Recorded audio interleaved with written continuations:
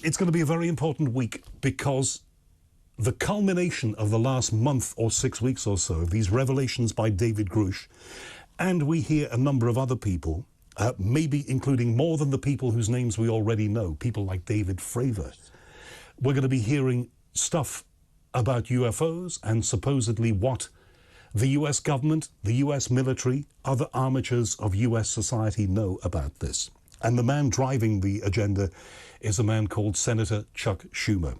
We'll talk about him with Steve Bassett. Hopefully Richard Lawrence is going to be back on now. Is he in video? Is he in? He's on the phone.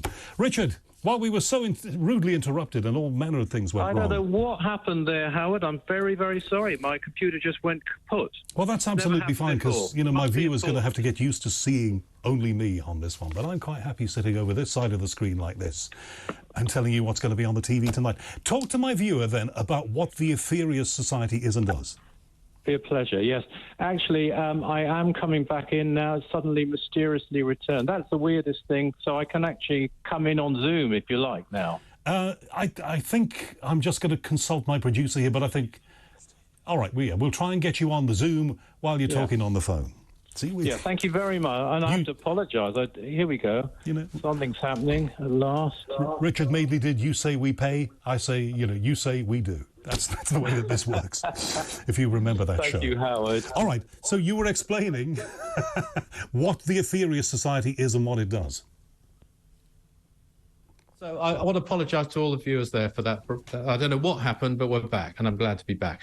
Yes, so the Ethereus Society started in 1955, and it's very relevant to what we're talking about tonight. In way before my time, I've only been secretary for just over 40 years. But I remember talking to you about a petition to Downing Street in 1979 on another radio station that you were on at the time. But in the 1950s, 1979, I think you were capital on doing the news. Am I right? Am I wrong? I don't think not quite 1970. I don't think. I know I'm old. I'm not quite that old. But we have talked on other radio stations. I'm not old. I've just been doing it for a long time. Exactly. That's what I keep telling people. Anyway, be that as it may, back in the 50s, the Ethereus Society was campaigning for governments in this country to reveal the truth about UFOs. They were called flying saucers, of course, in those days.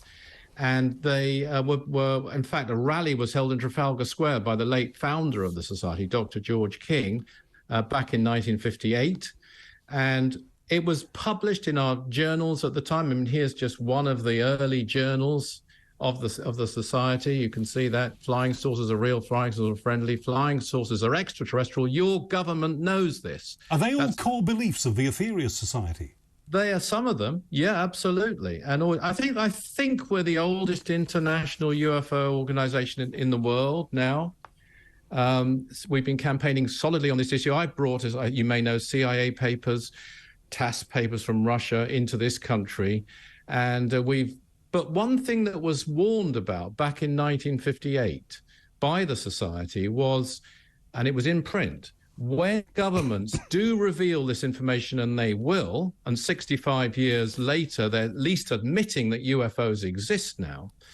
Not quite yet that they're extraterrestrial, but that might happen this week. Let's hope it does.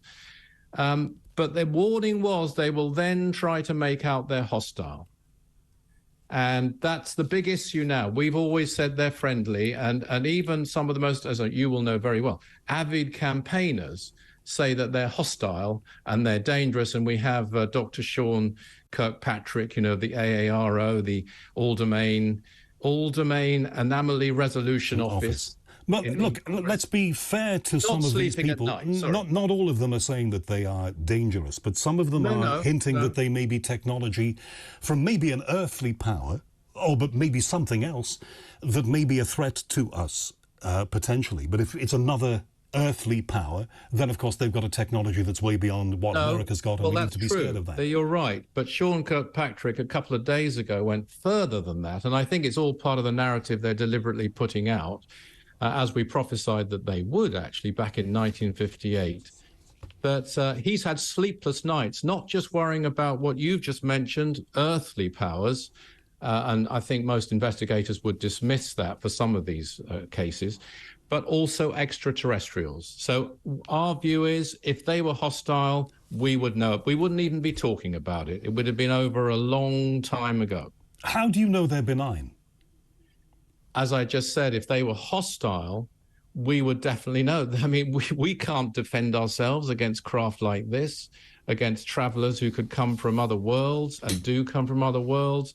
Never mind the technology they've now displayed, which credit to the American government, they finally admitting technology which China, Russia, no other power has, and America definitely doesn't. And America's streets ahead, actually, of Britain in this regard, which has really dragged its feet really badly. The British government is quite pathetic on this issue, really. So that's a good thing.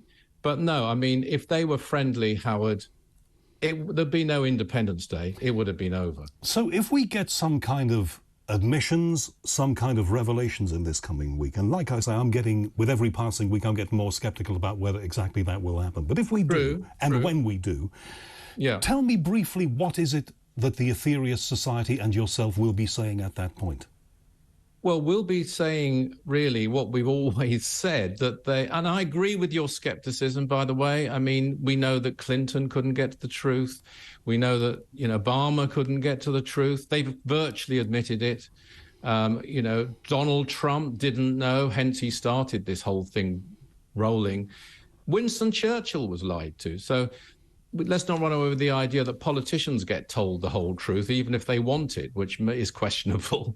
So, we should be skeptical. But if they do come out and admit, first of all, that they are extraterrestrial, because they obviously are, some of these cases that people like David Fravor and others are coming up with, they're obviously not from this earth. That'll be great. But we would like them to go to the next step of saying that they're friendly. And then I think people have to look at those people, such as Dr. George King, who have, with an open mind, who have claimed contact, because that's where the answer then lies.